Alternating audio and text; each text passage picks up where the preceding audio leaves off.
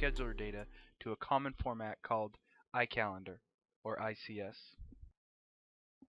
iCalendar files can be read into a multitude of different applications such as Outlook, Google Calendar, and many more. To begin, simply go to File, Utilities, and Export. From here, make sure your type of output is iCalendar. You can choose your doctor code, a specific doctor or all doctors, and also your starting and ending dates. You can choose for a day, a week, a month, it doesn't matter. Also, your export file name, if you are using iCalendar, has to be an extension of .ics. You can change the file name, but you cannot change the extension. The include header record does not apply to iCalendar files, therefore the option can be ignored. Once you're ready, simply click Start. The process will complete and the window will disappear. Now that we've created our file, we just need to do something with it. First, we need to find the location of our file. For this example, it is in the C:\pbyte folder. Therefore, we'll just open up the Perfect Byte folder and then find the file. Here is the C:\pbyte folder, and here is the file. Now, there are a couple different ways to get this information into Outlook. The first and the easiest is simply double-clicking on the file. I'll go ahead and minimize the program, and from here you can see our Outlook with our calendars that we have currently created, the home, work, and the regular calendar.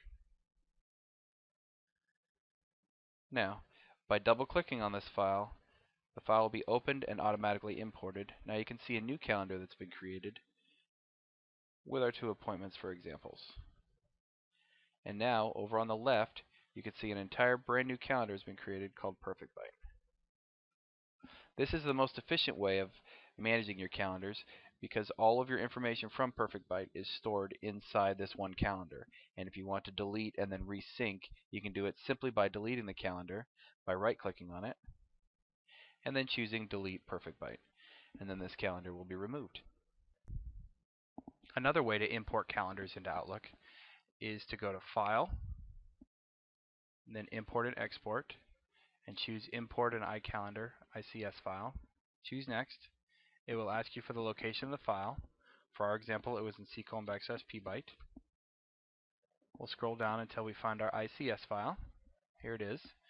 Once we click on OK, it will come up and it will ask us, do you want this calendar to create a new calendar or import into an existing? So for this example, we'll do import. Open as new is exactly what we did by double-clicking on it. So once we click on import, you will see it imports into the existing calendar that's selected over here on the left. Now, I did have these 2 appointments imported earlier and wanted to show you this as an example. If you re-import the file over and over, it will create duplicates. Outlook does not have any way to identify a unique record for overriding. Therefore, you'll want to be careful and make sure that when you are importing, you're sure it's what you want to import and that you don't do it multiple times. Now, you can also just as easily import this same file into your Google Calendar. To do this, simply open up Google, go to your calendar, and from here, you have your My Calendars. Now, my suggestion would be to create a brand new calendar and call it Perfect Byte Scheduler or something like that, but you don't have to. And for this example, we'll just click on this little drop box and do Create New Calendar. And it brings us to the screen where we can create a brand new calendar.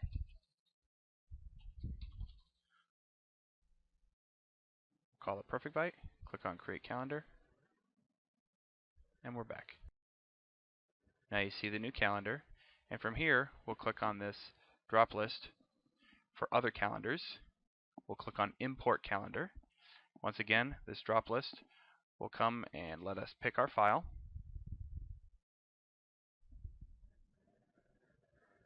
For this example, it's in the pbyte folder.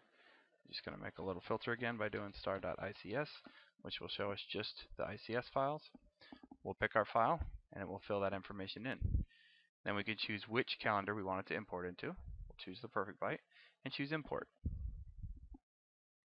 It will then tell us how many of the events processed and whether it was successful. We'll just click on Close, and our information is in. Now, if we go and click on our Perfect Byte calendar, you will see here are the entries that were added. This concludes our video tutorial on importing the iCalendar files from Perfect Byte into your scheduling programs. Thank you very much and have a great day.